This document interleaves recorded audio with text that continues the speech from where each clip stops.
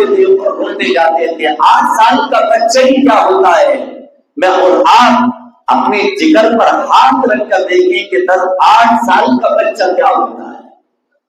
آپ اسی حال میں دادا کے جنازے کے پیچھے چلتے جاتے ہیں، لیکن جب آپ کے دادا کا دنیا سے جانے کا وقت قریب ہے تو آپ نے اپنے بیٹے ابو طالب کو بلایا.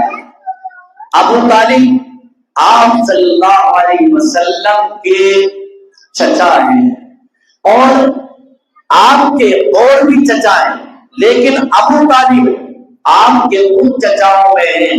اس زمانے میں یہ دستور تھا اور آج بھی عرب کا یہ دستور ہے کہ ایک آدمی کئی بیویاں کیا کرتا تھا تو اولاد بھی چونکہ 2-4 بیویاں اگر ہوگی تو اولاد بھی الگ الگ ہوتی تھی.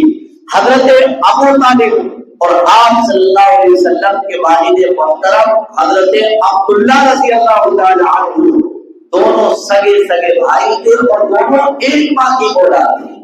اس وجہ سے آپ کے دادا نے اپنے اس بیٹے کو بلایا کہ جس کا بالکل سگا بھتیجا محمد عربی صلی اللہ علیہ وسلم ہے اور محمد عربی کے بالکل سگے چچا ابو طالب ہیں.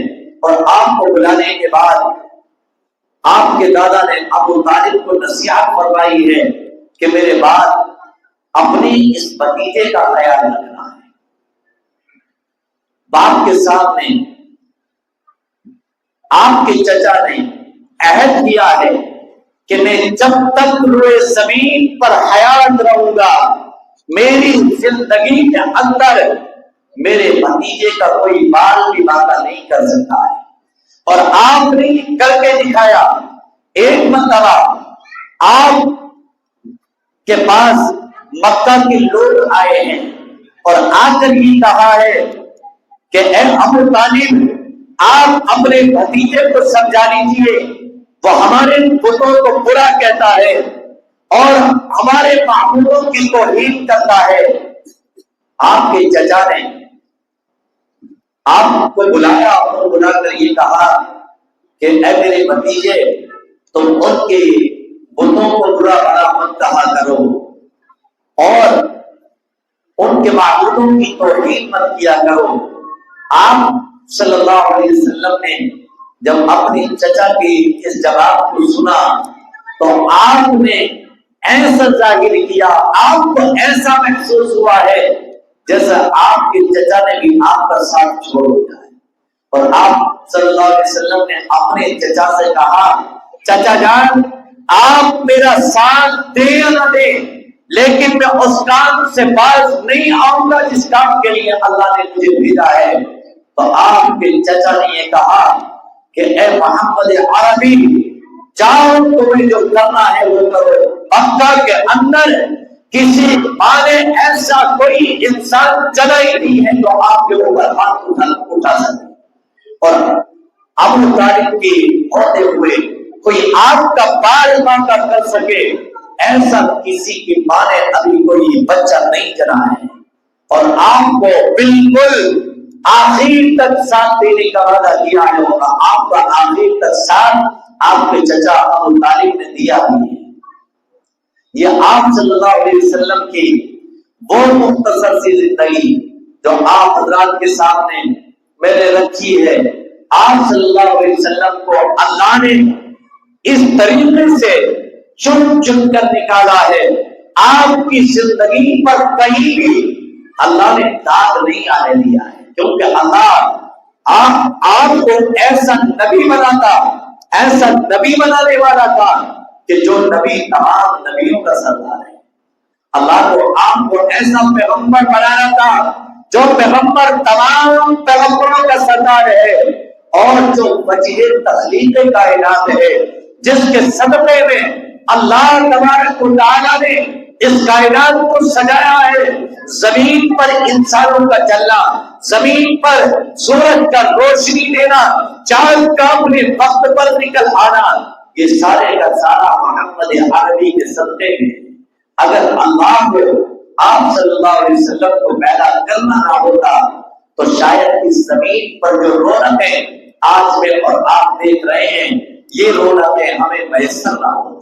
یہ محمد عربی صلی اللہ علیہ وسلم کا صدقہ ہے کہ اللہ نے اس کائنات کو نورانی بنا رکھا ہے، اور جب تک اس زمین پر محمد عربی صلی اللہ علیہ وسلم کا نام لینے والے لوگ جب تک اس زمین پر بستے رہیں گے، اللہ اس دنیا کی رونقوں کو ختم نہیں فرمائے گا۔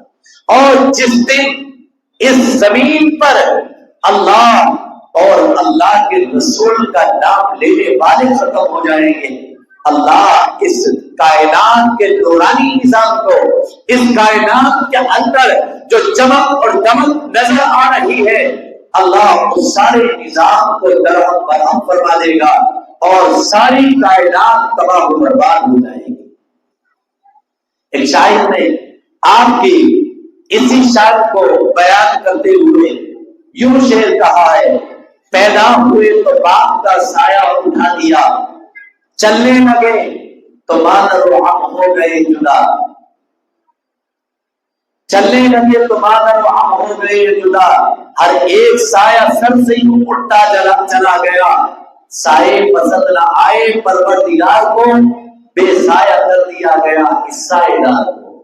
جب 10 سال کی عمر آپ صلی اللہ علیہ وسلم کی ہوئی ہے تو آپ کے چچا ابو طالب اس دنیا سے چل بسے ہیں، اور آپ پر آپ کے چچا کے چلے جانے کے بعد مکہ کے ظالموں نے جو آپ پر پہاڑ توڑے ہیں، ان ظلم کے پہاڑوں کی انتہا نہ رہی ہے، ان ظلم کے پہاڑوں کی حد نہ رہی ہے۔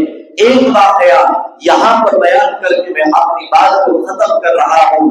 آپ صلی اللہ علیہ وسلم کے رضائی والد محترم حضرت حلیمہ کے شوہر، آپ کی والدہ یا آپ کے رضائی والد جب آپ سے ملنے کے لیے مکہ کی سرزمین پر تشریف لاتے تھے تو آپ کے تشریف آخری کے وقت میرے اور آپ کے آقا کائنات کے مولا جناب محمد رسول اللہ صلی اللہ علیہ وسلم اپنے رضائی ماں اور باپ کا استقبال کیا کرتے تھے۔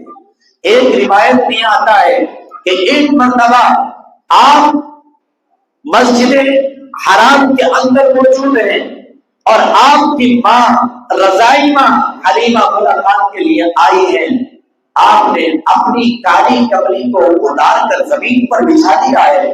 صحابہ نے پوچھا کہ اللہ کے نبی یہ کون عورت ہے جس کے لیے آپ نے اپنی چادر مبارک کو بچھا دیا ہے؟ آپ نے فرمایا کہ میری وہ ماں ہے جنہوں نے مجھے دودھ پلایا ہے۔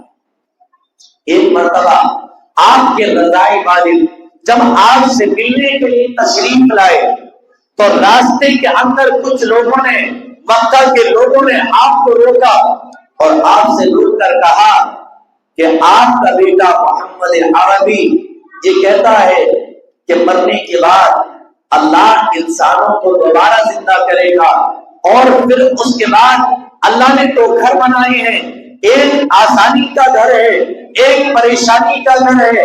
آسانی کا گھر جنت ہے، پریشانی کا گھر جہنم ہے۔ جو انسان زمین پر جیسا عمل کرے گا اسی کے مطابق اللہ اسے گھر عطا فرمائے گا۔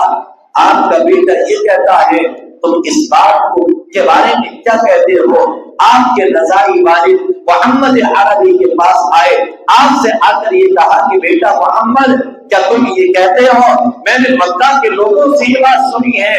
تو آپ نے اپنے رضائی والد سے یہ کہا ہے کہ اے میرے ابا جان، اگر میں اس بات پر قدرت رکھتا کہ میں آپ کا ہاتھ پکڑ کر آپ کو وہ جگہ دکھا دوں تو میں آپ کو وہ جگہ دکھا دیتا۔ اس کے بعد آپ کے والد نے جب آپ کی اس بات کو سنا، آپ کے رضائی باپ نے جب آپ کی یہ بات سنی ہے تو اسلام کو قبول کر لیا ہے، اور اسلام قبول کرنے کے بعد جب آپ واپس آئے ہیں تو آپ نے مکہ کے لوگوں سے کہا ہے کہ مجھے اپنے بیٹے کی بات پر اتنا یقین ہے، میرے بیٹے نے ان الفاظ میں مجھے بات کہی تھی، مجھے تو ایسا لگ رہا تھا کہ اگر میرے بیٹے کے بس میں ہوتا تو میرا بیٹا مجھے میرا ہاتھ پکڑ کر جنت میں پہنچا دیتا۔ تو یہ آپ صلی اللہ علیہ وسلم نے اپنی رضائی ماں اور باپ کا اکرام کیا ہے، جنہوں نے آپ کو دودھ پلایا تھا اور جنہوں نے آپ کی پرورش مدت رضاعت کے اندر، ایام طفولیت کے اندر کی ہے، آپ نے ان کا یہ اکرام کیا ہے۔ یہ مختصر سا حصہ آپ کے سامنے بیان کیا گیا ہے۔ اللہ سے دعا کریں اللہ تعالیٰ مجھے بھی اور آپ تمامی حضرات کو عمل کی توفیق نصیب فرمائے، آمین۔ وآخر دعوانا ان الحمد للہ رب العالمین۔